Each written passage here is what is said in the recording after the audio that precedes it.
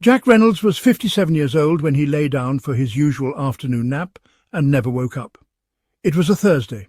His wife Laura had just returned from the grocery store and noticed the house was unusually quiet. Jack's favourite jazz record was still playing in the living room. A cup of tea, now cold, sat beside the recliner. She called his name from the hallway, expecting to hear his usual response. "Just resting my eyes," but this time there was no answer. When she entered the bedroom, she found him lying peacefully on his side. One hand rested gently on his chest. There was no sign of pain, no struggle, no chaos, just stillness. At first she thought he was deeply asleep, but as she touched his shoulder and gently shook him, her heart dropped. His skin was cool, his chest was still. Jack had died in his sleep, not from a stroke, not from an aneurysm, but from a heart attack. A silent one. There was no dramatic collapse, no cry for help, no chest clutching like you see in the movies, just a quiet ending to an ordinary day. As a cardiologist with over 40 years of experience, I've seen this more times than I can count. A seemingly healthy man, no recent complaints, no major warning, and yet he never wakes up. It's not just rare cases like Jack. In fact, thousands of older adults die from heart attacks each year without ever knowing they were at risk, and that's why I'm telling you his story. Because Jack's heart didn't just stop without reason. There were signs, small ones, quiet ones, but they were there. And if you learn to recognize them now, you just might save your own life. Jack's death wasn't random. It wasn't fate or bad luck or even something that just happens after 50. It was preventable, and that's the part that still haunts me. 2 weeks before he passed, Jack had mentioned to Laura that he'd been feeling just a little off. He said he was more tired than usual, that walking up the stairs winded him a bit. He chalked it up to stress or maybe age. After all, 57 isn't exactly young, but it's not old either. A few days before his final nap, he had a strange bout of indigestion after dinner. He even joked, maybe that chili's finally getting revenge. But looking back, that wasn't indigestion. It was angina. Chest discomfort from reduced blood flow to the heart. These symptoms, fatigue, shortness of breath, indigestion, don't sound dramatic, and that's exactly the problem. Movies teach us that heart attacks are loud, crushing chest pain, falling to the floor, gasping for breath. But real heart attacks, especially in men over 50, can whisper. They can look like feeling unusually tired after mild activity, a heaviness or pressure in the chest, not sharp pain, discomfort in the jaw, neck, shoulders or back, lightheadedness or sudden cold sweat, nausea or what feels like acid reflux, anxiety or a sense of doom with no clear cause. Most people ignore these signs. They wait until they're sure it's serious, but by then it's often too late. You see, 50% of heart attack deaths happen before the patient ever reaches the hospital. Not because there was no chance, but because the early signs were dismissed as nothing.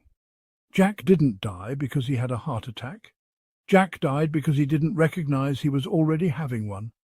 Let that sink in for a moment. What you feel might not be sharp, it might not be sudden. But if it's different, if it's new, if it's making your body feel wrong in a way you can't explain, don't wait, don't Google it, don't lie down and hope it passes. Call, get checked, say something, because your heart might be trying to talk to you. And the worst mistake you can make is not listening. It was an unusually warm Thursday afternoon. Jack had just finished trimming some branches in the backyard. Nothing too strenuous, just a bit of weekend maintenance he liked to keep up with. Laura brought him a glass of water and he smiled, wiped the sweat from his brow and said, "I'll take a quick nap before dinner." She thought nothing of it. Jack went upstairs, kicked off his sneakers and lay down on their bed. That was at 4:15 p.m. At 5:30 Laura started dinner. She let him sleep a little longer. He had seemed more tired lately and she figured he could use the rest. But by 6 o'clock something felt off. She walked upstairs to wake him. "Jack," she said gently, placing her hand on his shoulder. No response. She called out again, shook him. That's when she noticed his colour, pale, lips faintly bluish. His chest was still, no rise, no fall. She screamed. Paramedics arrived 6 minutes later. They did everything they could, CPR, defibrillation, oxygen, but it had already been too long. Jack had been gone for over an hour. The official cause of death, sudden cardiac arrest due to a silent heart attack. But here's the thing. Cardiac arrest is often the final step in a series of missed warnings. Jack likely started having his heart attack hours before he lay down. That tightness in his chest after gardening, the shortness of breath, the sudden fatigue, all classic symptoms. But because there was no crushing pain, no collapse, no drama, he didn't think it was serious. In his mind, it was just being tired, just a bad day. That's how heart attacks work in people over 50, especially men. They sneak up quietly. They don't always come with fireworks. Sometimes they feel like heartburn. Sometimes they feel like a pulled muscle. And sometimes they feel like nothing at all. But the damage is still being done, minute by minute. I've reviewed Jack's case a dozen times. His EKG from 6 months prior was borderline. His cholesterol had crept up over the years.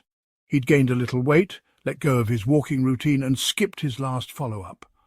None of it seemed urgent, until it was. That nap, it wasn't peaceful, it wasn't rest. It was Jack's final moment of life, his heart slowly giving out while no one was watching.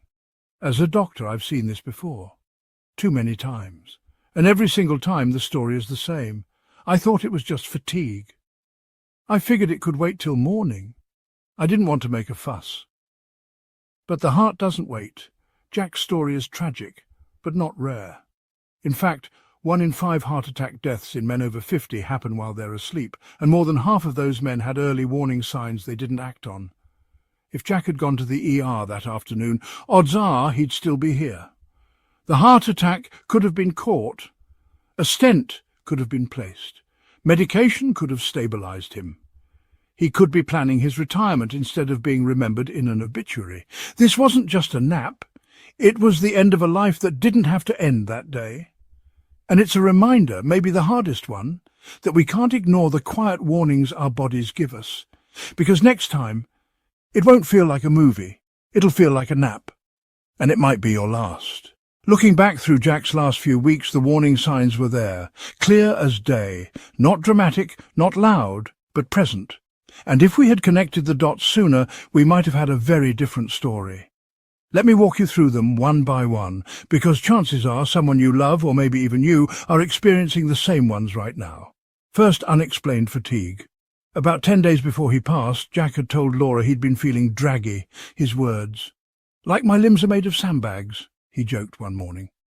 She thought he might be coming down with something. He thought he was just getting older. But persistent fatigue, especially when it's new, deep and unrelieved by rest, is one of the most overlooked symptoms of an impending heart event in men over 50. The heart is struggling, working harder to pump blood. You don't feel pain, you just feel tired. Second, shortness of breath. Just a week earlier, Jack had come inside from taking the trash out and paused at the kitchen sink. "Give me a second," he said, breathing heavier than usual. Again, he brushed it off. "Must be allergies," he said, but he didn't have allergies. When the arteries in the heart start to narrow, it limits oxygen flow. You might not feel chest pain, but you'll feel winded, doing things that used to feel easy. If walking up a flight of stairs starts leaving you breathless, pay attention. Third, mild discomfort in the back and shoulders. 2 nights before he died, Jack mentioned a weird crick in his upper back, said he probably slept wrong. But here's what many don't know, especially men. Heart attack pain doesn't always show up in the chest. For some, especially those with high blood pressure or diabetes, the pain radiates. It shows up in the arms, neck, jaw or back. Fourth, restless sleep and early waking. Laura had noticed Jack was tossing more in bed, getting up at 3 or 4 a.m, pacing, checking the thermostat, sipping water. He said he just couldn't get comfortable. But sleep disruption, particularly early waking with anxiety or unease, is a subtle red flag. In cardiology, we often call this prodromal insomnia, the body's way of signalling that something's not right internally, even before clear symptoms hit. Fifth, emotional changes. This one is the hardest to talk about. Jack had been quieter, a little more irritable, less engaged, not depressed, but distant. He wasn't himself. And this matters because changes in mood, especially increased anxiety, restlessness or feeling off, can be the body's nervous system reacting to low-grade heart stress. Jack didn't know this. Most people don't. But had any one of these signs prompted a checkup, had they even just called the doctor and said something feels off, we might have seen the pattern. We might have run an EKG, we might have caught the blockage, and Jack might have still been here. These red flags were silent, but not invisible. And here's the part that matters to you. If you're over 50 and feel like your body has changed, your energy, your breath, your sleep, your mood, don't explain it away. Don't assume it's age, don't chalk it up to stress or weather or being out of shape. It could be your heart, and it could be trying to whisper before it screams. Jack missed the signs. So did his wife. So did I, until it was too late to help him. You don't have to. The next part of this story is what you can do today, this week, to protect yourself from the same fate. Because the good news is, silent doesn't mean irreversible. Not if you act in time. Let me take you behind the scenes, into what actually happens in the body when someone like Jack has what we call a silent or atypical heart attack. First, understand this. Not all heart attacks come with chest-clutching pain. In fact, for older adults, especially those over 60, men with diabetes and postmenopausal women, the symptoms are often vague, misread or mistaken for something else entirely. But inside the body, the crisis is very real. Here's how it unfolds. A heart attack begins when one of the coronary arteries becomes blocked. Most commonly, this is due to a plaque rupture, a fatty deposit that breaks open inside the artery wall. The body responds the same way it would to an external wound, by sending platelets to the site. But instead of healing, those platelets form a blood clot right inside the artery. Within moments, that clot begins to restrict or completely stop blood flow to part of the heart muscle. Without oxygen-rich blood, heart muscle tissue begins to die within minutes. If that artery stays blocked for too long, usually beyond 30 minutes, significant and often irreversible damage occurs. In some cases, like with Jack, the blockage can trigger a sudden electrical disturbance, a fatal arrhythmia like ventricular fibrillation. That's often when someone just drops. No warning, no time to react, no second chance. Now, why don't some people feel pain? Here are the three main reasons. 1. Nerve desensitization. In older adults, especially those with diabetes, the nerves that carry pain signals from the heart to the brain can be dulled. It's called diabetic neuropathy, and it can make heart pain feel muted or absent entirely. 2. Referred or atypical pain patterns. Instead of feeling pain in the chest, the signal may be interpreted by the brain as discomfort in the neck, shoulders, jaw or upper back. That's why Jack's crick in his back and his shortness of breath weren't recognized as cardiac symptoms. The heart was sending alarms, but they came in a foreign language. 3. Gradual onset. Not all heart attacks happen suddenly. Some develop slowly, over hours or even days. This gives the body time to adapt to the discomfort. You might feel off, tired, maybe nauseous, but not enough to panic. These types are especially dangerous because people wait, hoping they'll feel better. But meanwhile, the heart muscle is dying. Now, here's a truth I wish more people understood. A heart attack doesn't have to kill you, delay does. Most people who die from heart attacks never make it to the hospital. Not because the attack was untreatable, but because help didn't arrive in time. Jack's heart attack was likely survivable if it had been caught early, if the signs had been understood, if someone had connected the dots between his fatigue, shortness of breath and back pain, if he'd been on medication to manage his plaque risk, if he'd had a recent stress test. That's what makes these silent attacks so cruel. Because it's not that they didn't happen, it's that no one saw them coming until it was too late. But now you do know. You know what to watch for. You know what questions to ask your doctor. You know that being tired, out of breath or slightly off isn't always just a part of aging. In the next section, I'll walk you through the specific steps you can take today to lower your risk. Simple, actionable and proven. Because once you understand how silent heart attacks work, you begin to see they're only silent if we ignore them, and now you won't. I've often asked myself, as Jack's physician and friend, what could have changed the outcome? It's not about blame, it's about learning, about honouring his memory by making sure his story doesn't repeat itself. So here are 7 simple but powerful steps that may have saved Jack and can absolutely protect you or someone you love. 1. Get a heart health screening every year. This sounds basic, but many seniors skip it, especially if they feel fine. But feeling fine doesn't mean your arteries are. A standard checkup should include blood pressure, cholesterol panel, HDL, LDL, triglycerides, blood glucose or A1C test, possibly an EKG or stress test if risk factors are present. Had Jack had a full screening, we might have spotted elevated blood pressure or early signs of heart strain before his heart gave out. Prevention starts with detection. 2. Know the atypical symptoms of a heart attack. We've talked about these already, but let's list them again for clarity. Sudden extreme fatigue, shortness of breath during light activity or rest, nausea, indigestion or upper abdominal pain, lightheadedness or fainting, pain in jaw, neck, shoulder or upper back. Cold sweats not tied to heat or exertion. Jack had at least 3 of these in the week before his death. Knowing them and acting on them could have changed everything. 3. Keep chewable aspirin nearby. If Jack had taken 325 milligrams of chewable aspirin the moment he started feeling pressure or unusual shortness of breath, it could have thinned the blood just enough to buy time, just enough to restore a bit of flow before total blockage.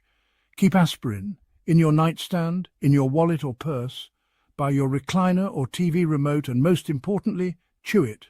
Don't swallow it whole. 4. Walk 30 minutes a day. Jack used to walk regularly when his wife was alive. After her passing, his walks stopped. Movement strengthens your heart, lowers your blood pressure, improves insulin sensitivity, and reduces plaque buildup. It's not about speed.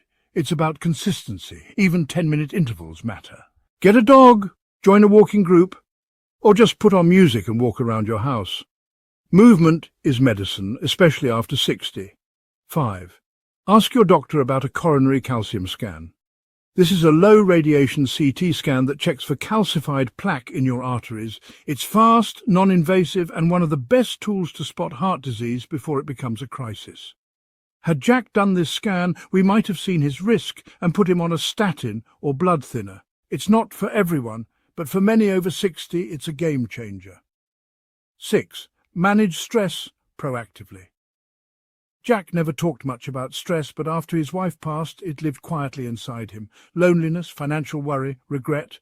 These things weigh on the heart, not metaphorically, but literally. Chronic stress raises cortisol levels, stiffens arteries, and increases the risk of arrhythmias. You can't eliminate stress, but you can buffer it. Practice deep breathing for 5 minutes a day. Call a friend just to chat. Join a local support group or hobby club. Spend time in nature. Mental peace is physical protection. 7. Create a personal emergency plan. Jack lived alone. He had no emergency system, no alerts set up, and his phone wasn't within reach. If you live alone or know someone who does, set up medical ID on your phone, use a smartwatch with fall detection, keep emergency contacts labelled ICE in case of emergency. Consider a key lockbox for paramedics. Review your plan with loved ones. You don't need to be afraid of living alone. You just need a plan. That plan can be the reason you make it to the hospital and come back home. Jack's story wasn't rare. That's what makes it tragic. But his story gave us something more powerful than fear. It gave us a roadmap. These steps aren't complicated. They don't require you to change your whole life. But they do require one thing, that you take your heart health seriously now, not someday. In the next section, I'll share a quiet moment with Jack's son, a conversation that still echoes in my mind today, a conversation I think every family should have. A few days after Jack's funeral, his son, Michael, stopped by my office. He looked like a man holding back a flood, grief behind calm eyes, words chosen carefully so they wouldn't crack. He sat down and didn't say anything for a moment, just stared at the old anatomical heart model on my desk. Then he asked quietly, "Do you think he knew it was coming?" It hit me hard. Not just because I'd asked myself the same thing, but because of what he said next. "I found a note in his nightstand," Michael continued. "Just a few lines. It said, 'If anything ever happens to me, tell Mike I'm proud of him. Tell him not to carry guilt. I lived a full life.'" He paused. "But I do feel guilt. I should have visited more, should have made him go for that checkup." Should have asked about that weird episode he mentioned last month. I listened. Let him sit with the silence. Finally, I told him what I'll now tell you. Guilt is a powerful thing, but it's rarely the right teacher. What matters is what we do with it. Do we let it eat us, or do we let it guide us? Jack didn't need pity. He didn't need someone to save him. What he needed was awareness, preparedness, a nudge, a plan. That's what we all need. Michael nodded. If I'd seen a video like this one, maybe I would have known what questions to ask, what signs to look for. Exactly. That's why we tell these stories, because behind every sudden heart attack, there are always signs. There are always opportunities, sometimes missed, sometimes just unseen. But there's always a next time, for someone else. Maybe for you, maybe for someone you love. Michael left that day with a small packet I give to all families after a cardiac event, a checklist of warning signs, a simple 5-minute emergency response plan, a printable medication card to keep in the wallet, and a list of conversation starters for older parents. It's not much, but it's a start. Before he walked out, he turned back and asked one final thing. What would you want people to do after hearing a story like my dad's? I didn't hesitate. I said, start the conversation, not tomorrow, today, with your parent, your partner, yourself. Ask the hard questions, make the plan, print the list. Keep the aspirin by the bed. Don't assume you'll know when it happens, because it might not look like you expect. Michael nodded again. Okay, I will. Then he left. And that moment, that quiet, heavy exchange has stayed with me. So now I turn the question to you. What will you do with Jack's story? You don't need to overhaul your whole life. You just need to take one action, today. Because the difference between a close call and a tragedy isn't luck, it's preparation. In the final section, I'll walk you through a clear, easy-to-follow checklist you can use right now, tonight, to make sure you and your loved ones are ready. It's simple, it's free, and it could save your life. So now we've reached the part that matters most, what you do next. You've heard Jack's story. You've seen how easily the signs can be missed and how quickly things can spiral. But the most important thing I can leave you with today is not just awareness, it's action. Let's build your personal heart attack safety plan right now in 10 minutes or less. Step 1, know the silent signs, print or write down the lesser-known heart attack symptoms common in people over 60. Sudden extreme fatigue, shortness of breath at rest, cold sweats or clammy skin, lightheadedness or confusion, pain in the jaw, back, neck or left arm, nausea, heartburn or feeling off.